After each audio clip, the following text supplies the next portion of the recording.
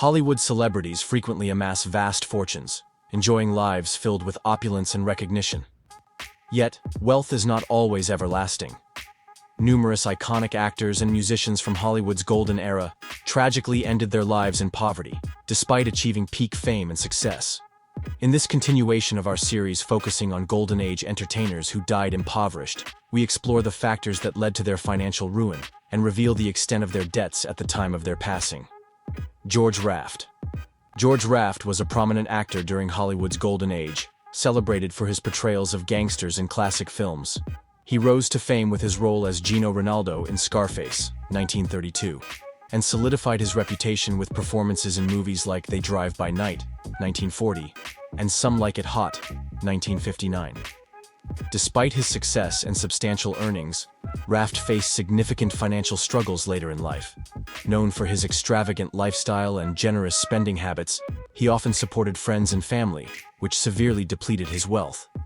Raft also had a penchant for gambling, and his substantial losses over the years eroded his financial stability. He famously turned down major film roles that became huge successes for other actors, such as The Maltese Falcon and Casablanca, both of which propelled Humphrey Bogart's career. These decisions negatively impacted his long-term earning potential. Additionally, his associations with dubious figures and involvement in questionable business ventures further worsened his financial situation. By the mid-1960s, Raft's finances had deteriorated significantly, leading him to declare bankruptcy in 1966 due to mounting debts and tax issues. Despite attempts to revive his career with smaller roles and public appearances, he was unable to regain financial stability. When George Raft passed away on November 24, 1980, at the age of 79, he was reportedly in dire financial straits. Marvin Gaye. Marvin Gaye was a gifted singer and songwriter responsible for numerous hit songs. His album, What's Going On, is often regarded as one of the greatest albums in music history. Despite his musical achievements and widespread acclaim, Marvin struggled with managing his finances. A significant portion of his earnings went to his two ex-wives following the dissolution of his marriages. He also faced serious tax problems, which forced him to relocate to Europe temporarily to address his $600,000 debt. To pay alimony to his ex-wife, he relinquished the rights to his album, Here My Dear. Personal struggles followed him relentlessly, and to cope, he turned to drugs and alcohol, exacerbating his financial woes. On April 1, 1984, Marvin became involved in a violent altercation between his parents. The confrontation escalated, and his father, Marvin Gaye Sr., shot him twice in the chest. The first bullet struck his heart, proving fatal. Marvin died just minutes later, one day before his 45th birthday. He passed away penniless and deeply in debt. Elvis Presley. Elvis Presley rose to fame in the mid-1950s with a string of smash hits that continue to be adored by fans worldwide. Around the same time, he launched his movie career, securing leading roles in films such as Jailhouse Rock and Blue Hawaii. It is estimated that the King of Rock and Roll earned between $100 million and $1 billion over the course of his illustrious career. However, when Elvis died from a heart attack in 1977 at the age of 42, he had only $5 million in the bank. In fact, he owed double that amount to the IRS in unpaid taxes. Years of extravagant spending and drug addiction had taken their toll. As inheritors of his estate, Elvis's ex-wife Priscilla and his father Vernon were left to manage the enormous tax burden. Priscilla worked tirelessly to turn the estate around, eventually transforming Elvis's beloved Graceland into a major tourist attraction. By the time the estate was passed down to their daughter, Lisa Marie Presley, in 1993, it was valued at an impressive $100 million. However, Lisa Marie herself was reported to be $4 million in debt at the time of her sudden death in January 2023, with more than half of that amount owed to the IRS Bobby Driscoll. Bobby Driscoll was one of the most famous child actors of the 1940s and 1950s, starring in numerous films and securing a lucrative contract with Disney. Discovered at just 5.5 years old, Bobby's career skyrocketed with standout roles in classics like The Fighting Sullivans, 1944, and Song of the South, 1946. By 1950, he was earning $1,750 per week, a substantial sum for the time. He also won the Academy Award for Outstanding Juvenile Actor for his role in The Window, 1949. His portrayal of Jim Hawkins in Disney's Treasure Island further cemented his status as a top star, making him one of Hollywood's elite child actors. At his peak, Bobby was in high demand, beloved by audiences and respected by his peers. However, fame and fortune came at a heavy personal cost. As he grew older, typecasting and the physical changes of puberty, including severe acne, led Hollywood to lose interest in him, abruptly ending his promising career at the age of 16. Struggling to transition, Bobby fell into drug addiction, which led to multiple arrests and jail time. His once brilliant career dwindled as opportunities vanished. By the time of his death in 1968 at the age of 31, Bobby Driscoll was living in extreme poverty. He was found dead in an abandoned East Village tenement, alone and surrounded by empty beer bottles. His legacy as a talented actor was overshadowed by his tragic downfall, serving as a stark reminder of the fleeting nature of fame and the devastating impact of personal struggles. Burt Reynolds. Burt Reynolds was an iconic figure in American cinema, celebrated for his dynamic presence and memorable roles. Born Burton Leon Reynolds on February 11, 1936, in Lansing, Michigan. He grew up in Riviera Beach, Florida, where his father served as a police chief. Burt developed a strong work ethic and excelled in athletics, playing football at Florida State University. However, a debilitating knee injury and a subsequent car accident ended his athletic career, steering him toward acting. In the 1960s, Reynolds made his mark on television with standout performances in series like Gunsmoke, Riverboat, and his own show, Hawk. His transition to Hollywood was a game-changer, securing leading roles in action films such as Deliverance, White Lightning, and The Longest Yard. By the late 1970s, Burt was a household name, starring in the wildly successful Smokey and the Bandit series and other box office hits like Semi-Tough and The Cannonball Run. His on-screen charisma and versatility made him one of the highest-paid actors of his time, consistently in demand and adored by fans worldwide. Despite his professional success, Reynolds' personal finances were mismanaged.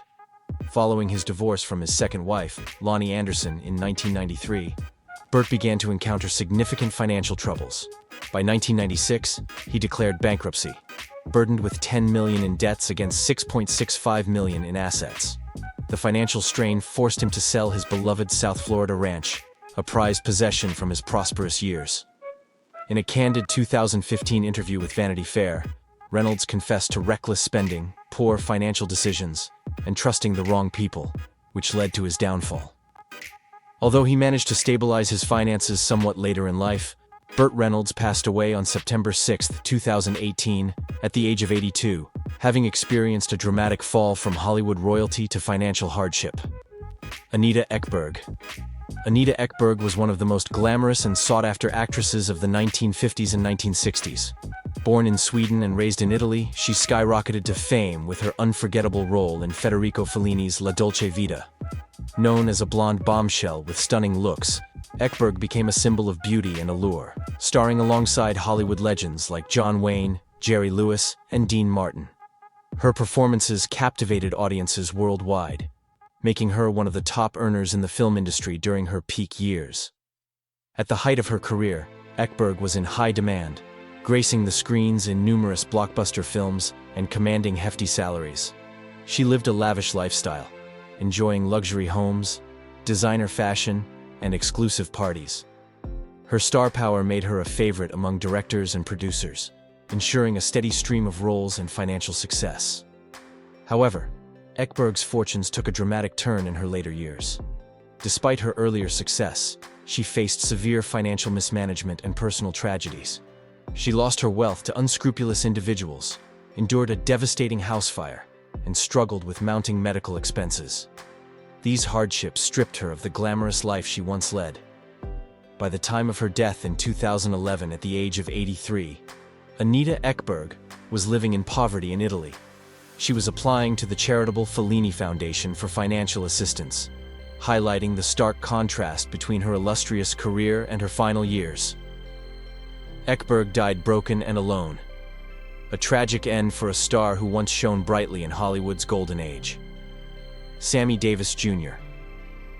Sammy Davis Jr. was a legendary singer, actor, and comedian, earning the title Mr. Show Business as the most famous African-American entertainer of the 20th century. At the peak of his career, Sammy dazzled audiences worldwide, starring in iconic films like the 1960 Rat Pack movie, Ocean's 11, alongside Frank Sinatra and Dean Martin.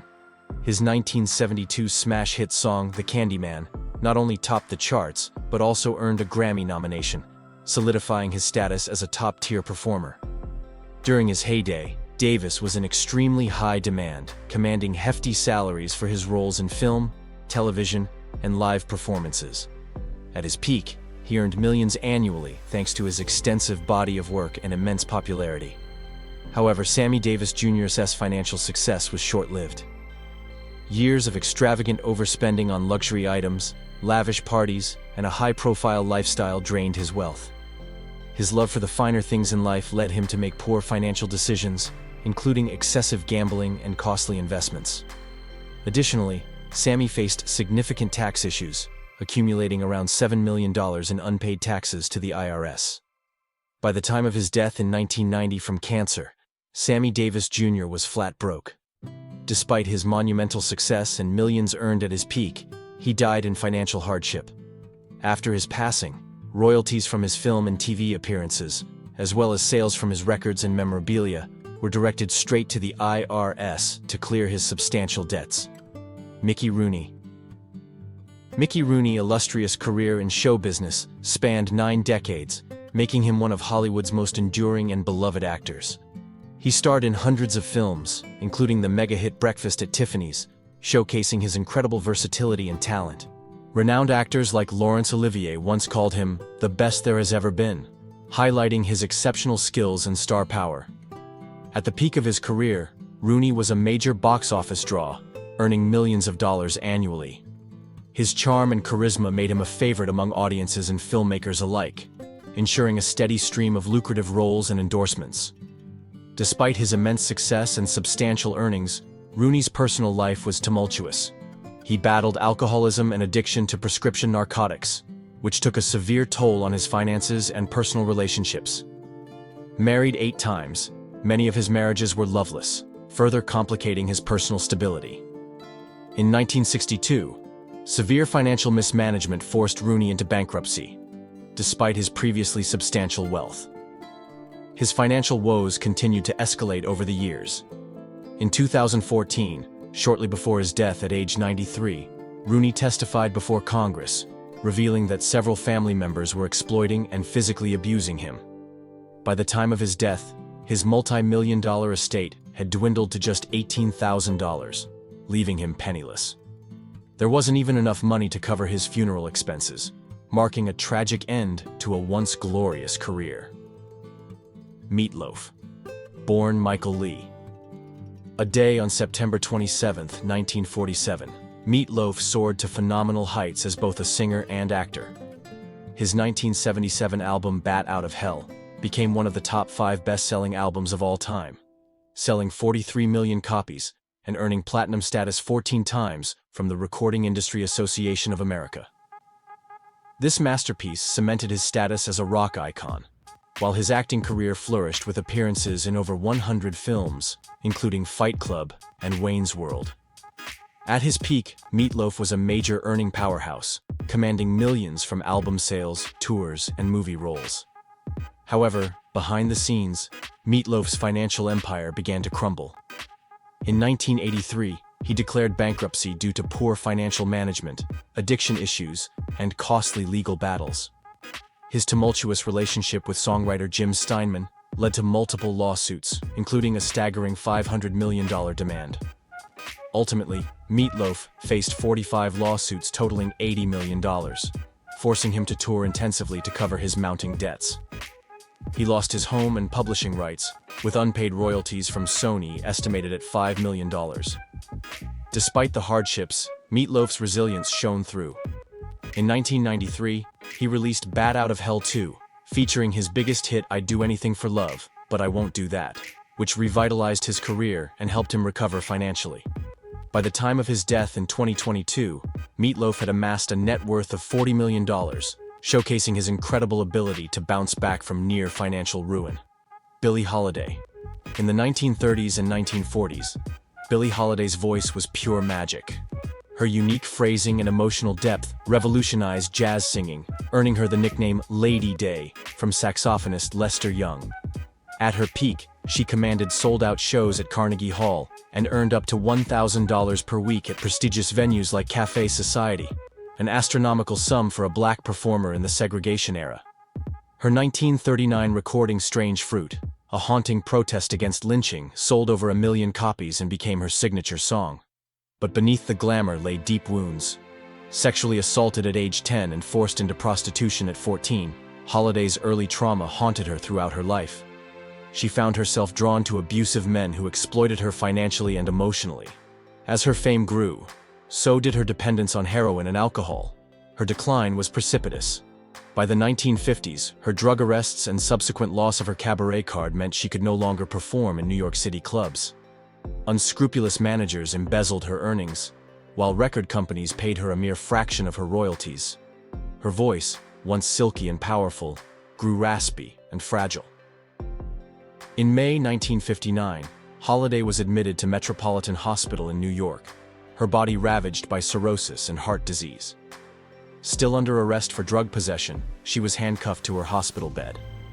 When she died on July 17, 1959, her bank account held just $750, a pittance compared to the millions her music had generated. Tragically, even in death, she was penniless. Florence Ballard.